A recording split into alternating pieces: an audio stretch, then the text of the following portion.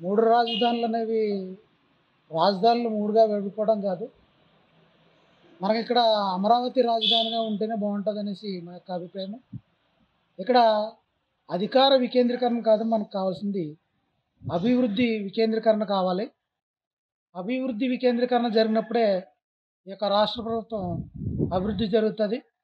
అధికార వికేంద్రీకరణ అనే ఈ చట్టాలని కరెక్ట్గా ఫాలో అయితే కనుక అధికార వికేంద్రీకరణ కూడా అది క్రమంగా జరుగుతుంది. కానీ చట్టాలని సరిగ్గా ఇక్కడ నివర్తించట్లేదని నేను అనుకుంటా ఉన్నాను. రాష్ట్రంలో అభివృద్ధి జరుగుతుందని మీరు భావిస్తున్నారా? రాష్ట్రంలో అభివృద్ధి అనేది ఇక్కడ చూసిన నన్నే కాదు, ఎక్కడ ఎవరు ఏ ప్రజలను అడిగినా కూడా 100కి 80 మంది అభివృద్ధి అనేది లేదనే చెప్పడం జరుగుతుంది. ఎందుకంటే ఎక్కడ చూసినా రోడ్లు చూడవచ్చు, మనకి ఏమైనా భవనాలు కావచ్చు, ఏమైనా అభివృద్ధి కార్యక్రమం జరిగిందంటే ఎక్కడా లేదు.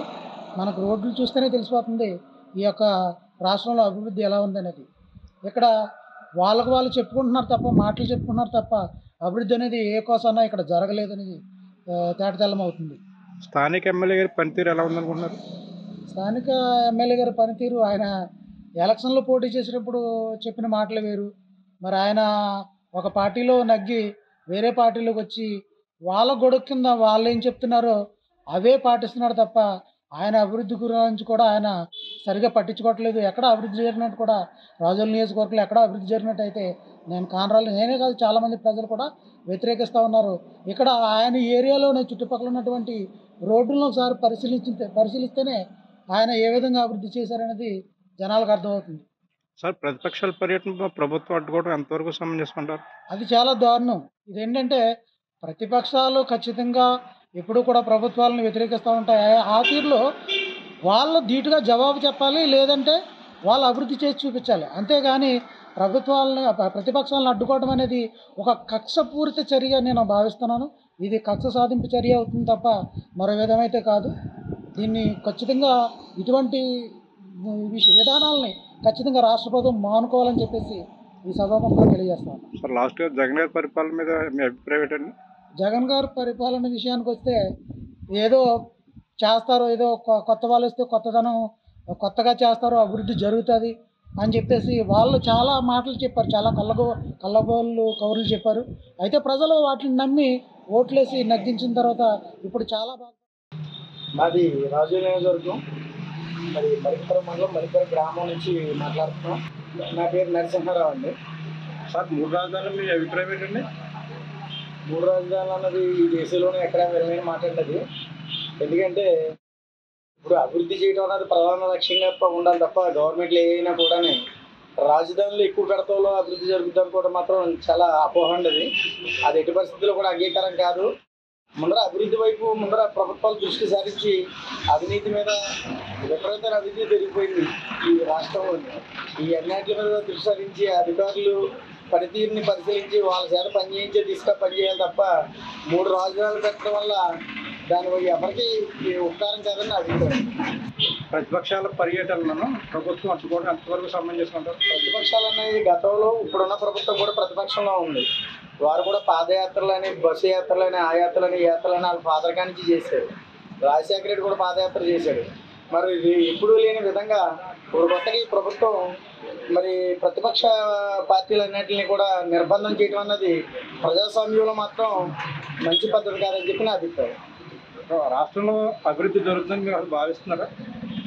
సంక్షేమం అనే ఒక పేరుతో అభివృద్ధిని పక్కన పెట్టేశారు. అభివృద్ధి వేరు, సంక్షేమం వేరు. సంక్షేమం ఎప్పుడు కూడా అభివృద్ధి జరుగుతూ సంక్షేమం జరగాలి, కానీ ఒక ఆదాయాన్ని పెంచుతూ సంక్షేమం జరగాలి. కానీ అది జరగట్లేదు. అప్పులు తెచ్చి సంక్షేమం చేయటం, అభివృద్ధినేమో పక్కన పెట్టేయడం అన్నది భవిష్యత్తు తరాలకి ఇది ఇప్పుడు తెలియదేమో, కానీ భవిష్యత్తులో చాలా ఇబ్బందులు ఎదుర్కోవాల్సిన పరిస్థితి ఈ రాష్ట్రంలో ఉంటుందని చెప్పి నా అభిప్రాయం. జగన్ గారి పరిపాలన గురించి చెప్పాలంటే ఏం చెప్తారు? ఇప్పుడు ఇవన్నీ కూడా ఆయన గురించి చెప్పానండి.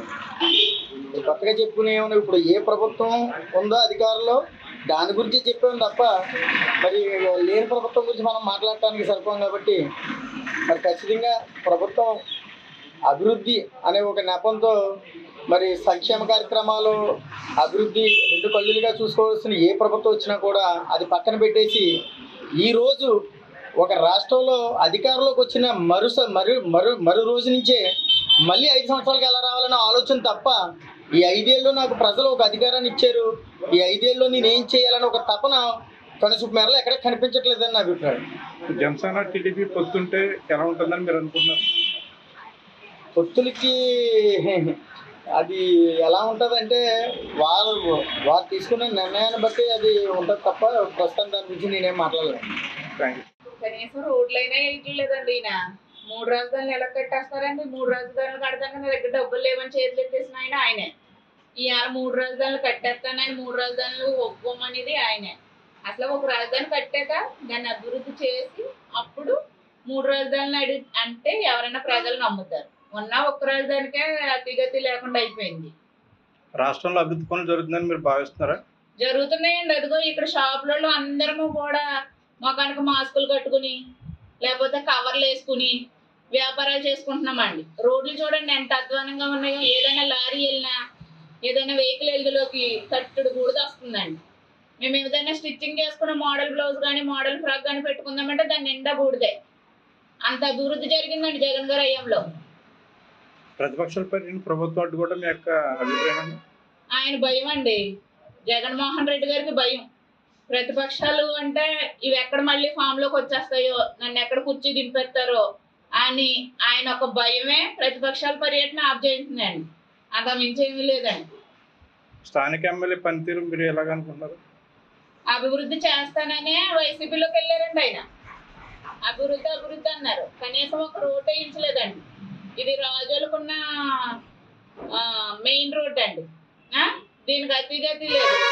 చివరిగా మేడం, రాష్ట్రంలో వైఎస్ఆర్ పరిపాలన ఎలా ఉందనుకుంటున్నారు? ఉద్యోగస్తులకు జీతాలు లేవండి. 8, 9, 10 తారీఖులు వచ్చే వరకు కూడా ఉద్యోగస్తులు ఎదురు చూస్తున్నారు. ఉద్యోగస్తులను ఇబ్బంది పెట్టిన ప్రభుత్వం అయితే వైఎస్ఆర్ ప్రభుత్వం అండి. వైఎస్ఆర్ ప్రభుత్వంలో ప్రతి ఒక్కళ్ళు బాధపడ్డ వాళ్ళే కానీ సంతోషంగా ఉన్నవాళ్ళు లేరు. ఎక్కడో అమ్మఒడి ఇచ్చినాడు ఆ 4 రోజులు సంతోషంగా ఉండొచ్చు అంతే తప్ప అంతకు మించి జనాలు అయితే సంతోషంగా లేరండి. వాళ్ళ దగ్గర రూపాయి మసలట్లేదు. ఈయనేసి సంక్షేమ పథకాలకు అలవాటు పడిపోయి కష్టపడాలన్నా కూడా ఇష్టపడతలేదు జనం. అమ్మఒడి వస్తుంది, ఆసరా వస్తుంది, ఇవే ఎదురు చూస్తున్నారు తప్పండి కష్టపడటానికి ఇష్టపడతలేదండి. సోమరిపోతులు చేసేస్తున్నారు జనాలు. జగన్ పరిపాలన పైన మీ యొక్క అభిప్రాయం ఏందమ్మా? జగన్ పరిపాలన అధ్వానంగా ఉంది. రాక్షస పరిపాలన ఇది. పోతే ఆయన విద్యకి అనేకమైన కిట్లు ఇస్తున్నట్టు చెప్తున్నాడు కదా. విద్యాదేవన్ అటర్పలేపు, వసతిదేవన్ అటర్పలేపు. ఆయన సక్సెస్ఫుల్గా చేసింది మాత్రం అమ్మఒడి. ఈ మిగతా వచ్చేసి తనకి 3 రాజధానులు ఆయన కట్టేదిలే చేసేది ఒట్టి మాటలు. ఆయనకున్న ఉన్నటువంటి శిక్షల్ని తప్పించుకుంటే చాలు అన్నట్టుగా వ్యవహరిస్తున్నాడు. ఆయన శిక్ష నెంబర్ కూడా మాకు తెలుసు, సెర్లపల్లి జైల్లో 3069 కదా. అవునండి. రేపు ఈయన పరిపాలన నుంచి దిగాడంటే వెంటనే ఆడ పోతాడేమో అనుకుంటున్నారు జనాలు. ఇకపోతే ఈయన పవన్ కళ్యాణ్ గారి యొక్క చంద్రబాబు వాళ్ళ స్నేహబంధం ఎంతవరకు ఉంటుందో తెలియదు కానీ ఈసారి మాత్రం మళ్ళా సైకిల్ రెపరెపలాడడం సాధ్యం. రాబోయే ఎలక్షన్లో చంద్రబాబు గారు ముఖ్యమంత్రిగా అయితే తప్ప ఈ రాష్ట్రం బాగుపడదు. ఇప్పుడున్న పథకాలు ఇన్ని పక్కన పెట్టేస్తే రేపు ఆయన సరైన పరిపాలన ఇస్తాడని, చంద్రబాబు గారు కానీ వస్తే మళ్ళీ జాబ్స్ వస్తాయని యువత చాలా ఉత్సాహంగా ఈ పార్టీ యొక్క కార్యక్రమాల్లో పాల్గొంటున్నారు. ఇప్పుడు అభివృద్ధి అనేది మీ గ్రామంలో ఎంతవరకు జరిగిందమ్మా? అభివృద్ధి అనేదే లేదు. ప్రతి రోడ్డు అధ్వానంగా ఉంది. ఓన్లీ అభివృద్ధి అంటే ఆయన సంక్షేమ పథకాల మీద పెట్టాడు తప్ప ఫ్యూచర్ పథకాల మీద ఒకటి కూడా పెట్టలేదు. ఇంకా వచ్చేస్తే డ్రైనేజ్ కానీ లాస్ట్లో పెళ్ళిళ్ళకి కదా ఈది లైట్లు వేసినట్టు వేసాడు చంద్రబాబు. ఈరోజు ఒక లైట్ వెలగట్లే. పంచాయతీలో నిధులు లేదు. నిధులు లేకపోతే వాళ్ళకే ముందు లెటిన్స్ కట్టుకోవడానికి బిల్లులు ఇస్తున్నారు, అవి లేవు. సైడ్ డ్రైన్స్ కూడా తీయడానికి వాళ్ళు కూలీలు ఇవ్వట్లేదు కాబట్టి వాళ్ళు సైడ్ డ్రైన్స్ కూడా క్లియర్ చేయట్లేదు. ఆయన ఇచ్చే బియ్యం మాత్రం ఇంటికి వచ్చేస్తున్నాడు కానీ సన్న బియ్యం ఇస్తానన్నాడు. సన్న బియ్యం ఇలా రేషన్ బియ్యమే. అంతకుముందు సంక్రాంతి కానుకని ఇస్తున్నాడు కదా, అవి లేవు. తర్వాత పెళ్లి కానుకలు అవి లేవు. ఎవరన్నా ఇంటి యజమాని చచ్చిపోతే డబ్బులు ఇస్తున్నారు కదా, 2 లక్షలు ఇస్తున్నారు చంద్రబాబు నాయుడు టైంలో. చంద్రబాబు బీమా ఈరోజు లేదు. పెళ్లి కానుక లేదు. విదేశీ విద్య చదువుకోవడానికి పోయేటప్పుడు 50 లక్షలు అట్లా ఇస్తున్నారు, అది కూడా లేదు. దేవాలయాలు కడుతున్నారు తిరుపతి దేవస్థానం తరఫున, అవి కూడా లేవు. ఉట్టి మాటలు తప్ప ఏమీ లేని జగన్ పరిపాలన ఉండజాలదు. కాలనీ ఇల్లు లేదు, అందరికి ఫిర్యాదు చేశాను కానీ ఎవరు పట్టించుకోలేదు. ఇళ్ల స్థలం లేదు, ఒకసారి ఇచ్చినారు ఇళ్ల స్థలం, నీకు రాలేదని చెప్పినారు. పంచాయతీ అడిగితే ఈ విధంగా ఉన్నది, నేను ఎవరికి చెప్పుకోవాలని చెప్పి అర్థం కాని పరిస్థితిలో ఉన్నాను. రోడ్లు లేవు, మెయిన్ ఈ రోడ్డు లేదు. పరిస్థితి ఆ విధంగా ఉన్నది. నేను కూలీ చేసుకునేవాడి 6 పూట కాబట్టి బతికేవాడిని. రాయుడుపాలెం గ్రామం, పుల్లలచూరు మండలం, ప్రకాశం జిల్లా. 3 రాజధానులపై మీ అభిప్రాయం ఏంటి? 3 రాజధానులపైన మా అభిప్రాయము అమరావతి రాజధానికి ఉండాలని. ఇప్పటి వరకు 3 సంవత్సరాలు వెళ్ళి 4వ సంవత్సరం జరుగుతున్నా కానీ అభివృద్ధి పనులేం జరగలేదు. కాబట్టి రాజధాని అనేది ఒకటిగానే స్థిరంగా ఉంటేనే మంచిదని మా అభిప్రాయం. మీ ఎమ్మెల్యే పనితీరు ఎలా ఉంది? మా ఎమ్మెల్యే ఇంతవరకు మమ్మల్ని వచ్చి పలకరించినోడు కాదయ్యా. మా పరిస్థితి ఆలోచించినోడు కాదు, చూసినోడు కాదు. మా కాలువలు తీసుంటే అవి అలాగే ఉండయి, అల్లాడిపోతున్నాం దోమలకు. రాష్ట్రంలో అభివృద్ధి పనులు జరుగుతున్నాయని మీరు భావిస్తున్నారా? అభివృద్ధి పనులు ఏం జరుగుతున్నాయి, జరిగే వాళ్ళకి జరుగుతున్నాయి. లేని వాళ్ళు ఆ విధంగానే వెనకబడి ఉన్నారు. ఎవరికి కూడా బాగుండదని అనుకోవటానికి ఎవరు కూడా ఆలోచించట్లే. పెద్దారిపల్లి మండలం, ప్రకాశం డిస్ట్రిక్ట్.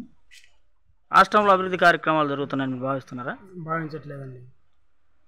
ప్లస్ జగన్మోహన్ రెడ్డి ప్రజా ఆదరణ లేదు. మెయిన్ గవర్నమెంట్ లోపాలు చాలా ఉన్నాయి, వ్యతిరేకత వస్తుంది. లోకేష్ పాదయాత్ర మీ అభిప్రాయం ఏంటి? బాగుంది, బాగా స్పీడ్గా తిరుగుతున్నాడు, బాగా జనాల ఆదరణ ఉంది, బాగా చేస్తున్నాడు. నెక్స్ట్ గవర్నమెంట్ ఫామ్ అయ్యే అవకాశం కూడా ఉంది. మీ ఎమ్మెల్యే పనితీరు ఎలా ఉంది? బాగాలేదు. ఆదిమూలపు సురేష్ గారు పనితీరు ఏం బాగాలేదు. ఒక్క ఊరికి రావట్లేదు, ఏం చేయట్లేదు ఆయన. రాష్ట్రంలో ప్రతిపక్షాలు రోడ్ల మీదకి వస్తే ప్రభుత్వం అడ్డుకుంటుంది అంటున్నారు, దానిపై మీ అభిప్రాయం ఏంటి? అడ్డుకుంటుందండి. మరి గవర్నమెంట్ పోలీసులని అదేని ఇదని అరాచకం చేస్తున్నారు కాబట్టి అడ్డుకుంటుంది. జనసేన టీడీపీ పొత్తుపై మీ అభిప్రాయం ఏంటి? పొత్తు అంటే పర్లేదు, పొత్తు చేస్తేనే మేలు. టీడీపీ గవర్నమెంట్ అయ్యే ఫామ్ ఉంది, జనసేన పొత్తు అయితేనే మేలు. మేడం గారు 3 రాజధానుల మీద మీ అభిప్రాయం ఏంటండి? 3 రాజధానుల మీద నా అభిప్రాయం వచ్చేసండి, ఒక రాజధాని అయితే బాగుంటుంది అనేది నా అభిప్రాయం. ఎందుకంటే 3 రాజధానులు అనేసరికి అభివృద్ధి అనేది ఎక్కడా కూడా జరగదు. అదే ఒక రాజధాని మీదే ముఖ్యమంత్రి గారు దృష్టి పెట్టినట్టయితే దాన్ని అభివృద్ధి చేసుకుంటే పిల్లలు మన రాజధాని ఏదంటే చెప్పినటువంటి దౌర్భాగ్యమైన స్థితిలో ఈ ప్రభుత్వం ఉంది. ఇటువంటి పరిస్థితుల నుంచి మనం తప్పించుకోవాలంటే ఈరోజు ఒక రాజధాని మీద మనం దృష్టి పెట్టి ఒక రాజధానిని అభివృద్ధి చేస్తే బాగుంటుంది అనేది నా అభిప్రాయం. రాష్ట్రంలో అభివృద్ధి జరుగుతుందని మీరు భావిస్తున్నారా? అస్సలు జరగట్లేదండి. ఎందుకంటే ప్రతి ఎవరిని అడిగినా సరే, చిన్న నుంచి పెద్ద వరకు ఎవరిని అడిగినా సరే ఏ రకంగానే ఎవరో కూడా ఈరోజు ఈ ప్రభుత్వంలో సుఖ సంతోషాలతో లేరు. అదేవిధంగా ప్రజలకు అవసరమైన కనీస మౌలిక సదుపాయాలు కూడా ఈ ప్రభుత్వం కల్పించట్లేదు. రోడ్లు చూస్తున్నారు మీరు అందరూ కూడా, మనం తిరిగే రోడ్లు ఎలా ఉంటున్నాయి మీరు అందరూ కూడా చూస్తున్నారు. మేము చాలాసార్లు రోడ్ల గురించి కూడా మేము నిరసన తెలియజేయడం జరిగింది ఈ ప్రభుత్వం గురించి. అలాగే ప్రతిపక్షాల పర్యటన ప్రభుత్వం అడ్డుకోవడం ఎంతవరకు సమంజసం అంటారు? ఈ విషయం అయితే మేము తీవ్రంగా ఖండిస్తున్నామండి. ఎందుకంటే ఎక్కడైతే ఈ నిరంకుశ ప్రభుత్వం, ఈ జగన్మోహన్ రెడ్డి గారి ప్రభుత్వం ఎక్కడైతే ముందు మళ్ళీ ప్రభుత్వం వీళ్ళు చేపట్టలేరని ఒక భయంతో ఈ ప్రభుత్వం ఈ ప్రతిపక్ష పార్టీలు చేసేటువంటి ప్రచారాలను అయితే లేదంటే వాళ్ళు చేసే వీటిని అయితే అడ్డుకుంటాం అయితే ఖచ్చితంగా జరుగుతుందని చెప్పుకోవాలండి. వీళ్ళ ప్రజల్లోకి ఎక్కడైతే వేరే పార్టీ ప్రజల్లోకి వెళ్తుందని ఒక్క భయంతో తమ మనుగడ కోల్పోతామని భయంతో ప్రతిపక్షాలు చేసేటువంటి పర్యటనలు అన్నిట్లు అడ్డుకుంటున్నారు. రాజ్యాంగం మనకు కల్పించినటువంటి ప్రధానమైన హక్కు ఏంటంటే మన భావ ప్రకటన స్వేచ్ఛ. ఎవరు ఇష్టం వచ్చిన పార్టీ వాళ్ళు పెట్టుకోవచ్చు, వాళ్ళ పార్టీ ప్రచారాలు చేసుకోవచ్చు. దాన్ని అడ్డుకుంటున్నటువంటి నిరంకుశ ప్రభుత్వం ఈ వైసీపీ ప్రభుత్వం అని నేను ఖచ్చితంగా తెలియజేస్తున్నాను. మేడం మరి మీ ఎమ్మెల్యే గారి పనితీరు ఏ విధంగా ఉందనుకుంటున్నారు?